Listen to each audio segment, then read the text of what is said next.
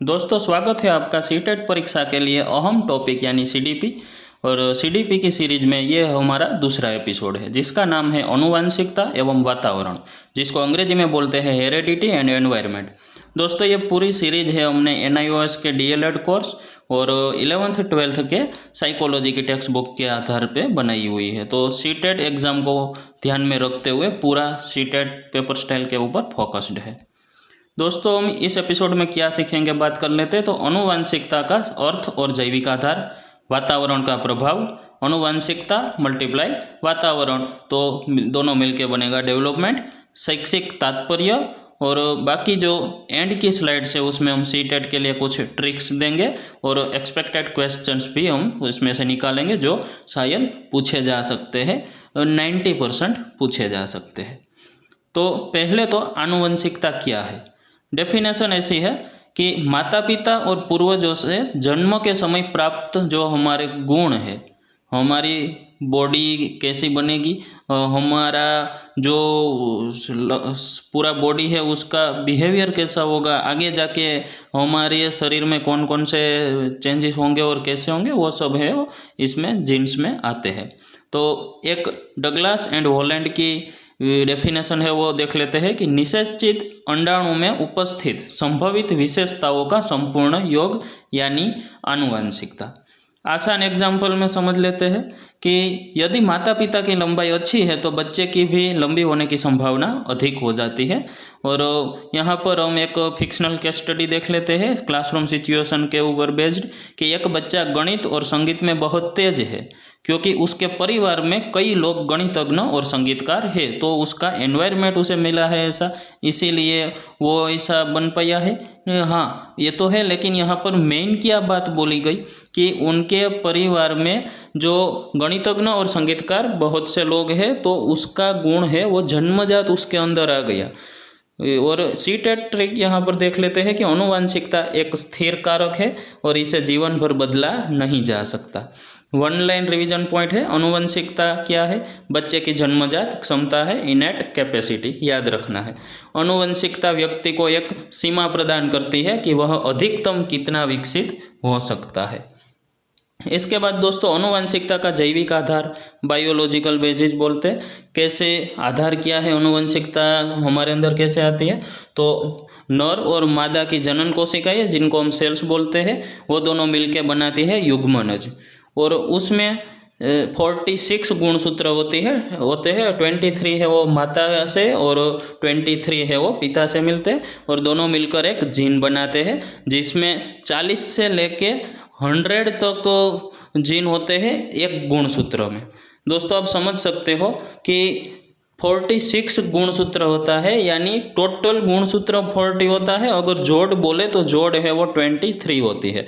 लेकिन जब एक गुणसूत्र की बात करें तो एक गुणसूत्र है, एक जोड़ है, सॉरी एक जोड़ में 2 गुणसूत्र आएगा, तो यहाँ पर एक गुणसूत्र की बात है तो एक गुणसूत्र में कितना जीन हो सकता है, टोटल 40 से लेके 100 तक, याद रखना है दोस्तों। ये सारे मिलके हमारे अंदर जीन्स बनाते हैं। ये हमारे बॉडी का स्ट्रक्चर का और अंदर कैसे कैसे कौशल हम सीख सकते हैं, कैसा हमारा दिमाग होगा, हमारा स्वभाव कैसा होगा, ये सारा डेटा स्टोर करने का एक साधन है हमारे शरीर के अंदर। जीन है उसको बोलते हैं हमारा शरीर का मेमोरी है, वो याद रखेगा कि इसको बड़ा करके ऐसा ही बनाना है, तो हम ऐसे बनते हैं। सीटेट में जीन है वो आनुवंशिक गुणों के वास्तविक वाहक है, ये खास याद रखना है सीटेट की एग्जाम के लिए कि आनुवंशिक गुणों के वास्तविक वाहक कौन है, एक्चुअल कैरियर्स कौन है, तो जीन्स है, याद रखना है। कॉन्सेप्ट नंबर 2 है वातावरण क्या है। तो वातावरण की डेफिनेशन यह है कि वह सब कुछ जो व्यक्ति को चारों ओर से घेरे हुए है और उसे प्रभावित करता है, जीन्स को छोड़कर, याद रखना है। आसान एग्जाम्पल ले लेते हैं कि एक बेहतरीन जन्मजात आवाज़ वाले बच्चे को जब संगीत की उच्च स्तरीय ट्रेनिंग मिलती है तभी वह महान गायक बनता है। उनके अंदर जीन्स है, उनको आवाज़ मिली हुई है, उनके पापा सिंगर है, वो अच्छा गा सकता है, लेकिन उनको ट्रेनिंग नहीं मिलेगी बड़ा होके, उनके पापा बोलेंगे कि मैं सिंगर हूँ लेकिन तुझे सिंगर नहीं बनाना है, कोचिंग नहीं देंगे, तो वो बच्चा है वो कभी भी बड़ा होकर कोई महान गायक सिंगर नहीं बन पाएगा। क्यों? क्योंकि उनको एनवायरनमेंट नहीं मिला, वातावरण नहीं मिला। तो याद रखना है, हेरेडिटी भी ज़रूरी है यानी अनुवंशिकता, और वातावरण भी ज़रूरी है, तब जाके हमारे अंदर जो कौशल है वो बाहर आएंगे और हमारा विकास होगा। क्लासरूम सिचुएशन देख लेते हैं। विद्यालय का पुस्तकालय, खेल का मैदान, सहपाठी और शिक्षकों का व्यवहार, ये सारा बच्चे का मानसिक वातावरण बनाते हैं। हम जैसा बच्चों को सिखाते हैं वैसे बच्चे सीखते हैं। सीटेट ट्रिक सीख लेते हैं। वातावरण है वो एक गतिशील कारक है और इसे सुधारा जा सकता है।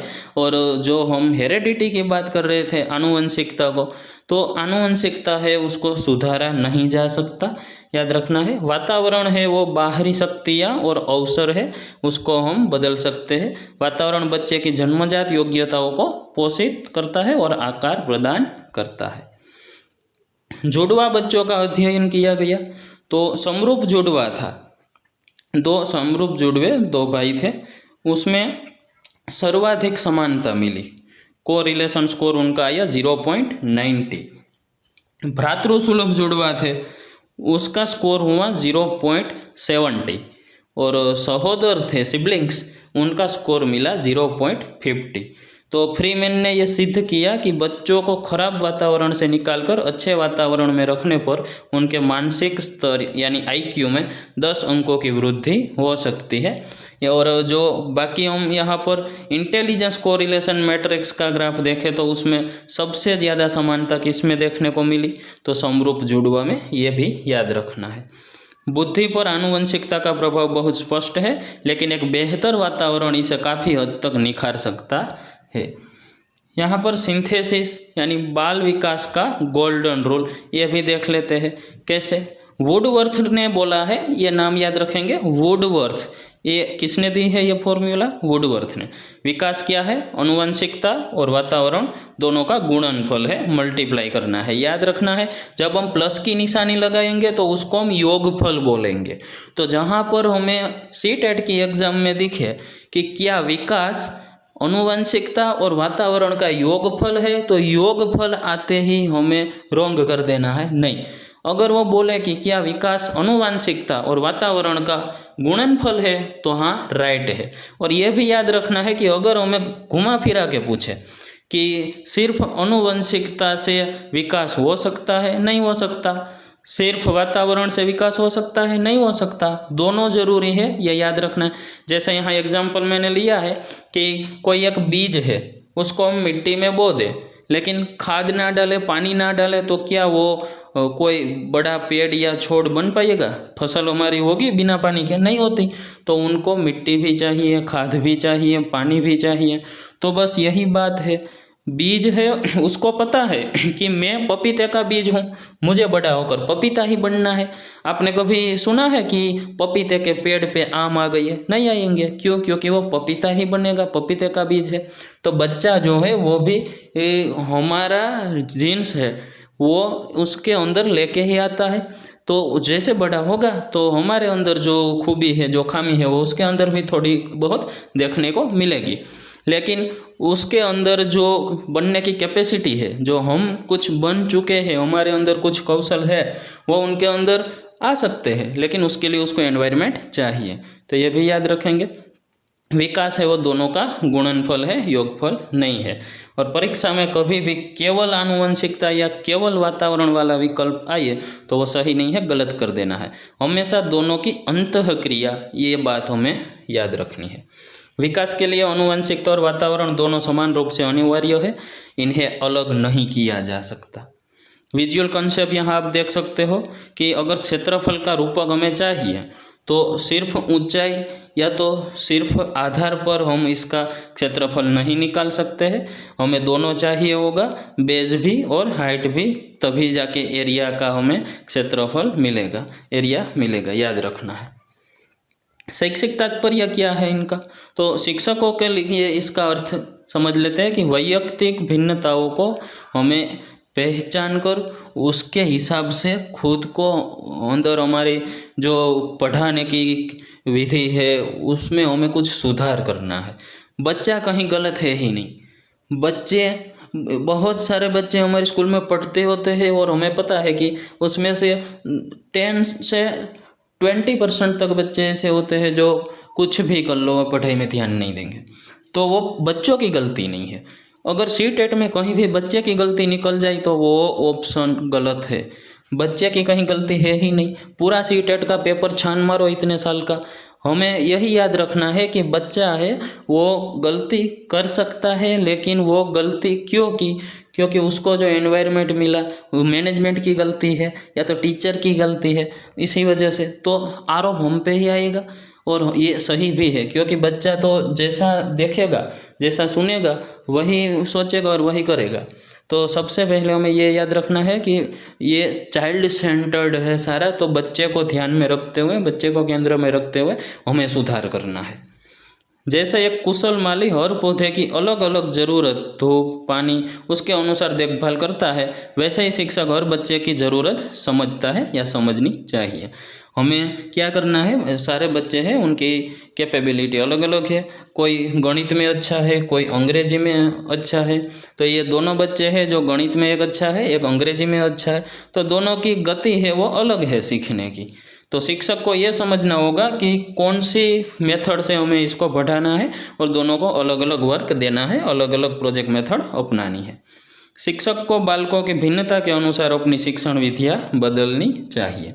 सभी बच्चों को एक ही तरीके से पढ़ाना तो ये हमेशा गलत होगा। याद रखना है, जितने भी टाइप के बच्चे हैं उतने टाइप की शिक्षण विधियाँ हमें सीखनी होगी। शिक्षक के लिए बच्चे की पृष्ठभूमि यानी बुद्धि, रुचि, परिवार और पर्यावरण दोनों का गहरा ज्ञान होना अनिवार्य है। शैक्षिक तात्पर्य समावेशी कक्षा का निर्माण, समृद्ध वातावरण प्रदान करना, ये शिक्षक के लिए बहुत ही ज़रूरी है। बच्चे को अगर हमें ठीक से पढ़ाना है, कुछ बच्चे का विकास करना है, तो ऐसा एनवायरनमेंट सिर्फ हम ही क्रिएट कर सकते हैं। इसीलिए हमारे स्कूल में लैब्स होती है, लाइब्रेरीज होती है, को करिकुलर एक्टिविटीज़ की करवाई जाती है। इसीलिए ये सब होता है। सारे कौशल के लिए हम बाहर से टीचर्स भी हायर करते हैं। तो ये किस लिए? क्योंकि हमें ही पता होता है कि कौन कौन से बच्चे हैं वो किस किस चीज़ में आगे बढ़ सकते हैं।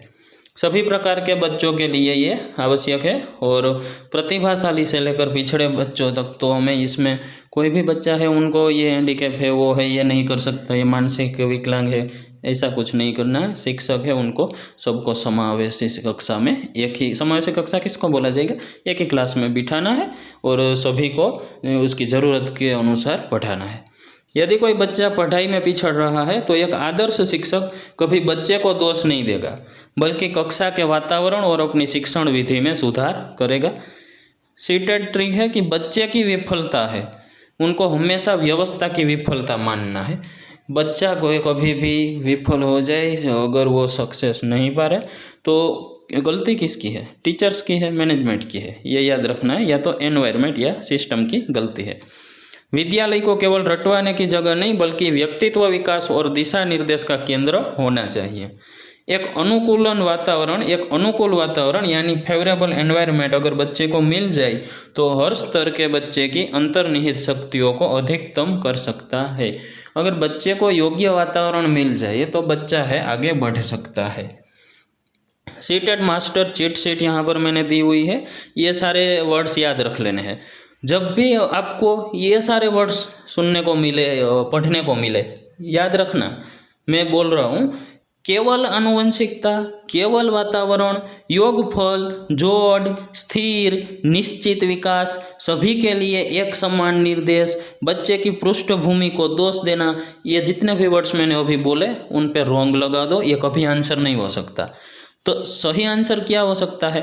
अंतःक्रिया, परस्पर प्रभाव, गुणनफल दोनों पूरक है, समृद्ध वातावरण, वैयक्तिक भिन्नता का सम्मान, ये सारे जब दिखे तो राइट कर दो इस टॉपिक के लिए। ये सारे अगर आपको दिखे तो ये सही जवाब हो जाएंगे। इसमें से कौन कौन से क्वेश्चन आ सकते हैं, हमने क्वेश्चन यहाँ निकाले हैं।